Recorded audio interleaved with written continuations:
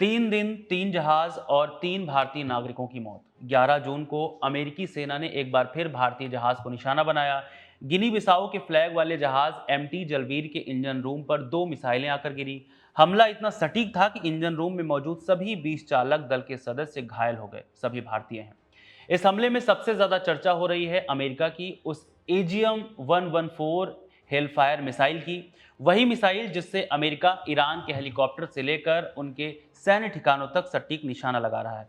वही मिसाइल जिससे अमेरिका अब तक 2 बार भारतीय नाविकों को निशाना बना चुका है। तो चलिए इस वीडियो में बात इसी एजीएम 114 हेल फायर मिसाइल की। अमेरिका ने कब बनाया, कितनी मारक क्षमता है, निशाना कितना सटीक है और अभी कैसे ईरान वॉर में अमेरिका के लिए मददगार साबित हो रहा है। नमस्ते, मेरा नाम है रविशंकर, आप देख रहे हैं खबरगांव। हेलफायर एक कम दूरी की एयर टू सरफेस मिसाइल है। इसे अमेरिकी aerospace and defence company Lockheed Martin ने डेवलप किया है। यही इनकी मैन्युफैक्चरिंग कंपनी भी है।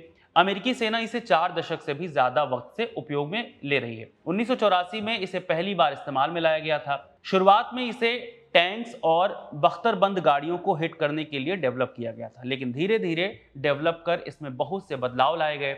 बहुत अलग अलग के टारगेट्स पर सटीक अटैक करने के लिए डेवलप किया गया, यहाँ तक कि अंदरूनी ठिकाने में छिपे टारगेट पर भी सटीक निशाना लगाने के लिए। अगर इसके वेट और डायमेंशन की बात करें तो हर एक मिसाइल का वेट 45 से 49 किलो तक होता है। इसमें करीब 9 किलो का वॉरहेड भी लगा होता है। लंबाई 64 इंच तक होती है और मोटाई 7 इंच की।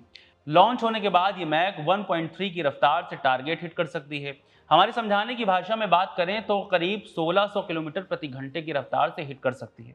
इसकी सटीकता भी गजब की है। ज्यादा दूरी पर मार करने के बावजूद टारगेट के 3 फीट के दायरे पर हिट करती है। हेलफायर का वॉरहेड कोन शेप का होता है, जो इसे किसी भी कठोर सतह को भेदने की कैपेबिलिटी देता है। इतना ही नहीं, वॉरहेड हाई एक्सप्लोजिव और ब्लास्ट फ्रेगमेंटेशन वाला है, यानी कि वॉरहेड अगर किसी स्ट्रॉन्ग आर्मर से टकराता है तो एक्सप्लोजन के जरिए उसे नष्ट करने की क्षमता रखता है। इसे आप जहाज एमटी जलवीर पर हुए हमले से समझ सकते हैं। लोहे की मोटी चादर से बने जहाज के इंजन रूम को हेलफायर छेद कर अंदर तक मार करने में कामयाब रहा।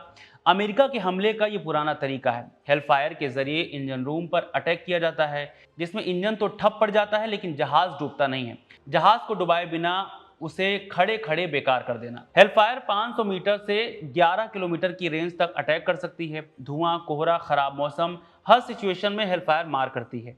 यहां तक कि जहाज लेजर गाइडेड मिसाइल फेल हो जाती है, वहां भी हेलफायर सटीक निशाना लगाती है। हेलफायर की ये खूबियां इसे मल्टीपर्पस और घातक बनाती हैं और अमेरिका की कई अलग अलग यूनिट इस मिसाइल का इस्तेमाल कर रही हैं। सबसे ज्यादा इस्तेमाल AH-64 अपाचे हेलीकॉप्टर में होता है। इसके अलावा MQ-9 रीपर और MQ-1 प्रीडेटर ड्रोन्स में भी इसे लोड किया जाता है। अमेरिकी नौसेना MH-60R और MH-60S सीहॉक हेलीकॉप्टरों के जरिए भी इस मिसाइल को जहाजों के खिलाफ इस्तेमाल करती है।